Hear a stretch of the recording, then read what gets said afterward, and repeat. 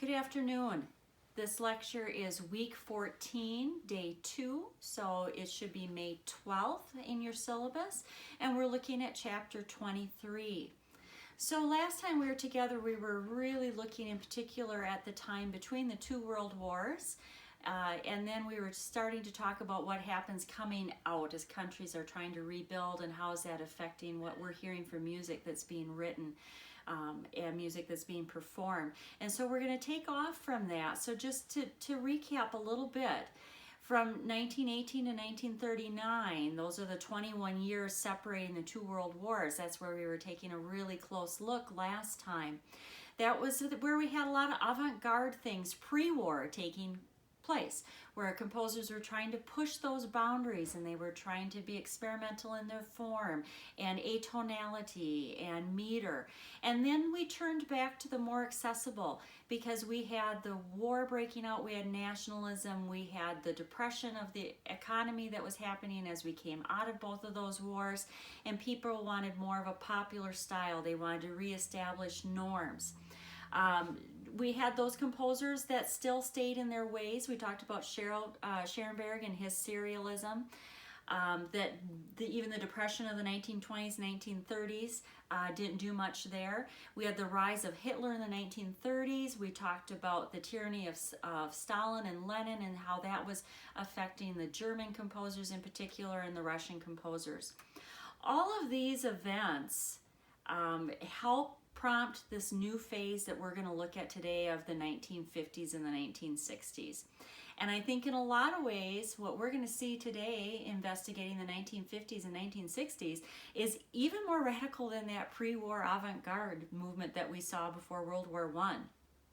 We're going to find here in the 50s, the 60s, that there's new experimentation in the arts, that the post-war economy in our country in particular is unprecedented in its growth and the prosperity that it builds. And many artists reject the conformity of the 1950s. They want to be different. They put their efforts into creating new modern styles. Technology is helping fuel this as well. We have not only the phonograph and the radios that we've talked about before being developed, but you've got the television and you have tape recorders and you've got more growth in radio and film. The television is enabling there to be art in the home. The tape recorder is enabling us to preserve work. So the mass audiences are easier to reach. In the 1970s and the 1980s, think how it grows even more with synthesizers and personal computers. Compositions start to include the traditional concert hall, but they're also competing with these new elements. These computers, these recording devices that are able to capture random everyday sounds. So we see a lot of experimentation. We see a lot of innovation being two drivers to, I think, sometimes some contrary movements that we think of. You've got highly intellectual movement where they're trying to control the rhythm, they're trying to serialize the dynamics, all aspects of it, almost taking Schoenberg's idea to an extreme. And then you have the other opposite of it where composers are relinquishing control to chance. Chance music would be, there was a piece that I worked on once where the piece was broken down into 12 different sections, and before you perform the piece, you actually rolled 2 pair of die 12 times, write down the sequence of numbers that you had, and that was the sequence of the passages that you played, essentially giving you a new piece every time you performed it. So both groups, those trying to control it in more of a serialistic way, and those groups leaving things to chance, or what sometimes is called aleatory, both groups wanted to question the most fundamental premises of what previously guided compositions. With this new sound materials, ordinary orchestras People thought they were antiquated, they were stuffy. They wanted new sounds. So how were they getting these new sounds? Sometimes it was out of the old instruments. It was extending the range, or it was new techniques. It was a different type of tonguing, or it was bowing with the back of the bow rather than the hair. With piano, prepared piano would be placing things inside the piano, screws or hammers or plucking strings to get a different sound than normally was there. Electronics, adding electronic medium, whether it was pitched or non-pitched to it. Adding non-musical noises, hisses or grunts or human sounds or nature sounds. Coyotes, there's a piece I performed with oboe about 10 years ago with our oboist on staff that had a track that we played along with us that had a coyote as the third voice and where it was making its sounds. With electronic music, we also see the advancing of technique here, opening up new sonic worlds that they can use. Recording devices can help reproduce, reassemble, manipulate anything, can generate sounds from scratch. The development of magnetic tape allows us to splice things to get exactly what sound we want and where we want it. So we have the type of music called music concrete. So if you're describing a piece as being music concrete, it's incorporating some kind of sound into the piece that's manufactured. Could be a manufactured abstract sound like traffic. It could be a sound of life. Hovhaness is an American that has a very popular symphony out there that has whale sounds that go throughout it. With synthesizers, people come up with patches in the 1960s that they incorporate into their works. They combine it with live music. Computer music. Software is enabling us to edit. It's enabling us to record, to reproduce. The interest via the computer with the live performance. How do we juxtapose that? How do we put that together? So the boundaries of time also is being experimented with. Free repeats, repeated as many times as the performer wants, or that idea of aleatoric or chance where you put things in a random order. Your book has some wonderful, wonderful pieces here in chapter 23, but honestly there are so many of them we could spend 2 weeks going just through these pieces. So I've had to pick and choose the ones that I'm talking about. Pieces that I don't talk about, of course, will not be material that you're going to see on a quiz or an exam. But I encourage you to take a look at the pieces that we don't touch on as well, because they all are very interesting ideas that these composers are coming up with in the 20th century. Just not enough time to get everywhere. So this new generation of composers after World War II, they're dealing with anxiety and turmoil. Mounting tragedies that have taken place, and they're trying to make sense of it in their music, and they're trying to show it in their music in different ways. So I'll guide you through 4 different pieces today as we look through our chapter 22 that I think are good examples of what's going on there in the 1950s and 1960s. So the first piece that we're going to look at is on page 366 of your text, and it is a piece by Ligeti, 1923 to 2006. So he studied at Budapest, was an assistant professor there, eventually professor there. He left in 1956 when the communists dictated that he couldn't pursue his unique sound anymore of what he wanted to do. He wanted to find new sonorities. He wanted no clear pitches or chords. He wanted clusters. We talked about clusters chords back with the Bartók piece, whereas a chord normally has space between the pitches. It's having adjacent pitches if I would take my hand on the piano and play 5 notes all together. There's a great example of him doing this with vocal works. So with the choir piece that we're going to listen to, it's a small chamber choir. As one part comes in, you expect that other one to layer in what we would call a third or a fourth, giving you harmony. Instead, it comes right next to it as a neighbor. And as it builds, it's giving us a new sonority, or it's giving us this type of cluster chord. So you can't hear clearly the pitch, or you can't hear clearly the chord. So there isn't any clear consonance or dissonance, pleasing or tension to it either. makes it very hard to hear tonality, doesn't it? This adds a layer of complexity, I think, to it. There's no discernible meter or rhythm to it either. This piece is Lux Aeterna. It was written in 1966. It's written for 16 solo singers and chorus. I want you to listen for these cluster chords.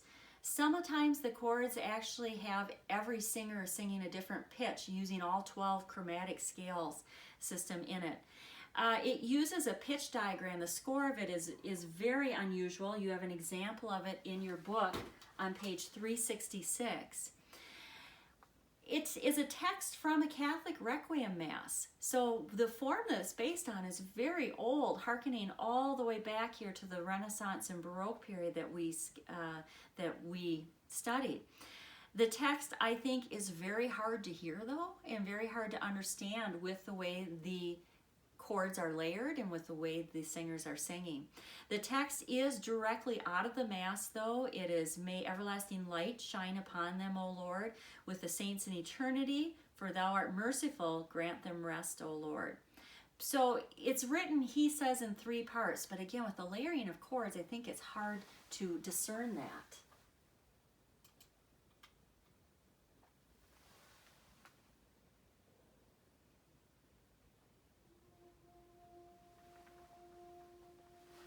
So again, on 367,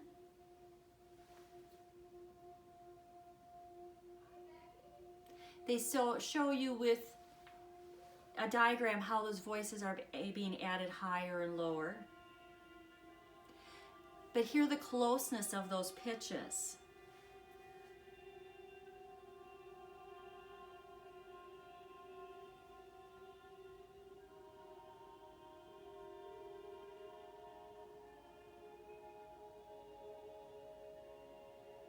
I think this is a good example too of what we've talked about with 20th century music.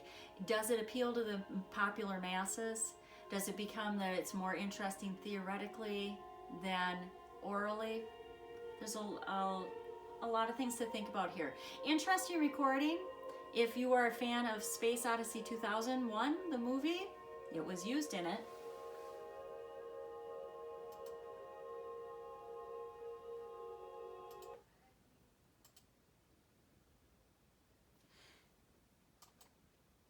The next piece that you have in your canvas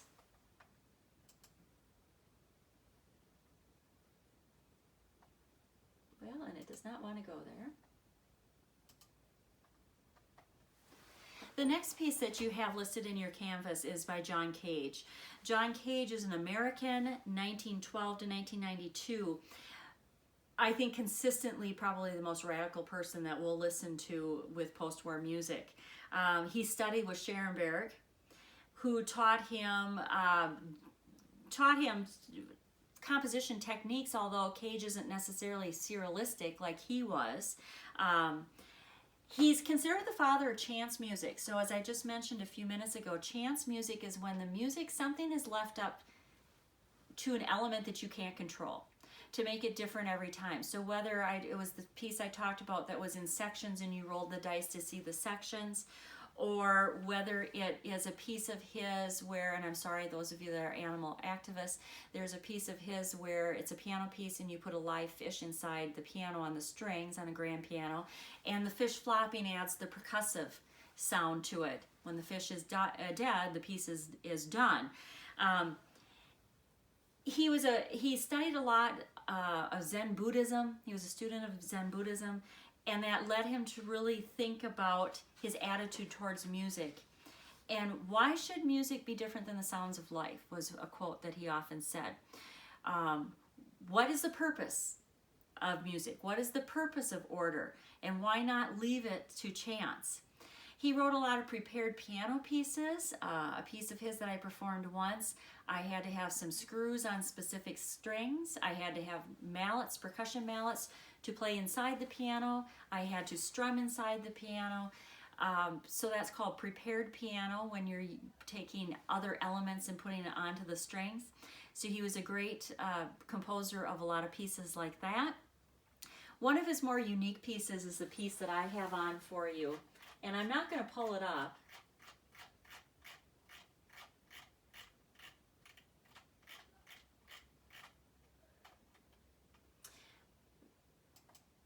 I'm not going to play it for you because I'm going to allow you to experience it yourself. But before you play 4 minutes 33 seconds, I just want to tell you a little bit about it. It was influenced by a painter, American, Robert Rauschenberg, who in 1953 exhibited a series of white paintings. So these white paintings were all white canvases that responded to the changes in light in the room that they were hanging, in shadow in the room that they were hanging. And he was inspired by that because that is pushing the element of what is art. Is light art? Are shadows art? What kind of color is being reflected as art? And that inspired him to think about what is music? And is silence not an entity that can be perceived as sound as well? And so this is his piece, 4 minutes 33 seconds. So take a listen to it, I guess, and see if you can answer the question of, what is John Cage saying that the music is here? It's not what we conventionally think of as notes, but it's the chair squeaking, or the program rustling, or the coughing in the audience. Again, elements that you can't control, so it has chance to it. That's going to be different every time, but also pushing that boundary of what qualifies as music. So by the end of the millennium, by the 1950s, and looking into, you know, as we get into the back half here of the 20th century, concert halls and opera houses, they're still resounding with music of the 1900s, of the 1800s. But there's a healthy dose of 20th century music going on as well. The 1960s are a time of difficulty with the elitism.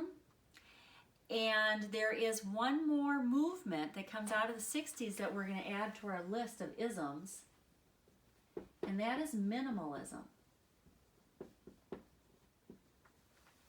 So minimalism is a sharp reaction to the complexity of a lot of these modern trends that we see happening. It's based on simple melodies, simple harmonies that are repeated over and over again. If I had to define minimalism, I think I'd say it's a steady pulse, it's clear tonality, and it's an insistent, almost hypnotic repetition over and over. It was popular with symphonies, it was popular in piano works, and our example, we've got two examples that we're going to listen to with it. One is a symphonic and one is an opera. So it's popular in both of those genres as well. The first example that you have on your canvas is by Steve Reich. Steve Reich is an American. You've got a synopsis of this piece here on 369. So it's one of the earliest examples of minimalism. And then you've got your listening guide on 370. It's for 18 musicians, so it's unusual in the combination of 4 singers, cello, violin, 2 clarinets, 4 pianos, and 3 marimbas. So very unusual orchestration. Again, another way that 20th century composers are trying to be different. There's also a vibraphone in there that you'll hear. It's reminiscent of, I think, some of these repetitive rhythmic ostinatos that we heard back in when we were looking at global music. One of my regrets with having to shorten this course, unfortunately, with our pandemic, is that we've lost those global units that I think are so interesting. But what you're going to hear is that this has 12 sections, that it rolls from one section to the next. Your book only takes you through 2 sections because it keeps repeating. I've given you the entire thing on canvas. Each section is about 4 minutes. But what you're going to hear is definitely this minimalistic repetition, almost hypnotic tone and pitch.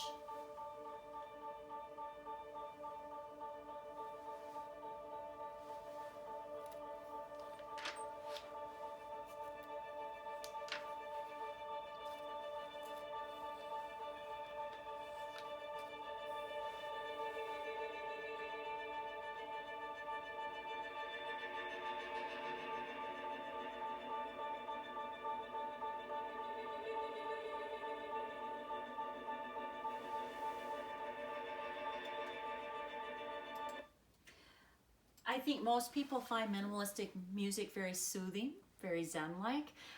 It's been interesting. I've noticed on Sirius XM on the Spa channel, there's a lot of minimalistic composers that tend to get played on there. So take a listen to that. Maybe it'll give you some good music to just breathe and relax to here in this anxious time that we're in right now. The other example of minimalism that's in your text is an opera. So I think it's interesting to see that opera is alive and well in the 20th century. And here's a minimalistic opera by John Adams. John Adams was born in 1947. He's another leading American composer who is very much rooted in this minimalism movement. He's very anti-12 tone. I think that's part of what made him embrace this minimalism movement. He has a series of very highly praised operas. He attended Harvard. He currently works out of San Francisco. And this opera that you have in your text is Dr. Atomic, which was written in 2005. It's set in the days leading up to the first test explosion of the atomic bomb in New Mexico, July 1945. This is getting ready when we were trying to perfect that bomb that would go to Hiroshima and Nagasaki. It has your conventional arias and recitatives and choruses, although it moves from one right into another. There's very little division between that. The main character, Dr. Atomic, is the physicist J. Robert Oppenheimer, who is a leading figure in the Manhattan Project. So this is a historically based plot. And he's expressing his doubts and fears about this new weapon that he's helping create. The libretto was written by Peter Sellers. That may be a common name to you. It's actually, the text is, a lot of it is based on a sonnet of the 17th century by John Donne. There's a lot of reference to the three-person God with Trinity. Trinity being a code name for the detonation of the bomb. Again, this all is tied to the historical events of the Manhattan Project. It's interesting. I think this minimalistic approach really enables the character to focus on his emotions. What you have on page 379, you've got a wonderful explanation of the opera on 377 and 378. But with your piece, when you listen to it on 379, what you have here is actually an aria by Dr. Atomic. And the aria is doing just what we found arias did in the beginning of opera up till this point. It's expounding on his emotions, and his emotions, as I said, on whether how he feels about his role in developing this nuclear weapon. You've got a little bit of an orchestral ritornello here that comes back and forth in between the stanzas of the aria of where he's talking. You can hear the high repetition of melody and rhythm, that giving you that minimalistic texture.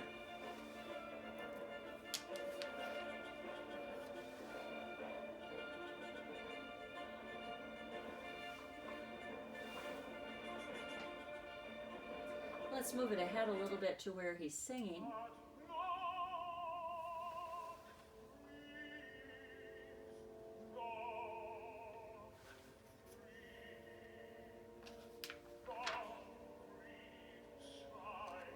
So this is in English. It happens to be a German production that I put on Canvas, hence the German subtitles.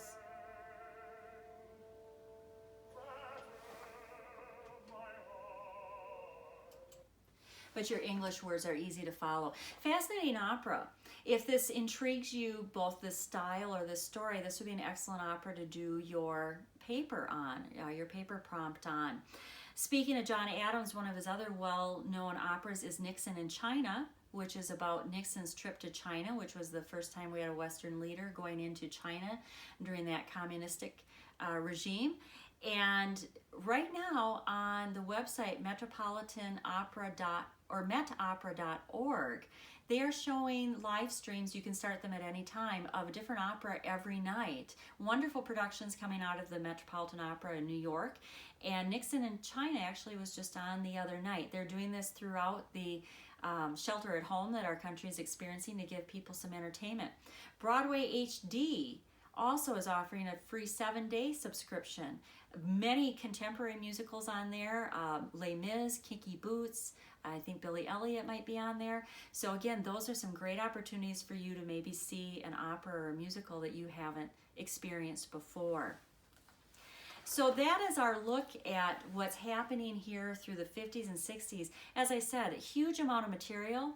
Music in the 20th century is a class in itself, with which I encourage you to take a look at investigating more if you're really interested in this time period. That is just a light gloss over in our history of Western music as we go through. Please remember to take your quiz for week 14, day 2. Should be on May 12th, open from 8 a.m. till 11:59 p.m. Thank you.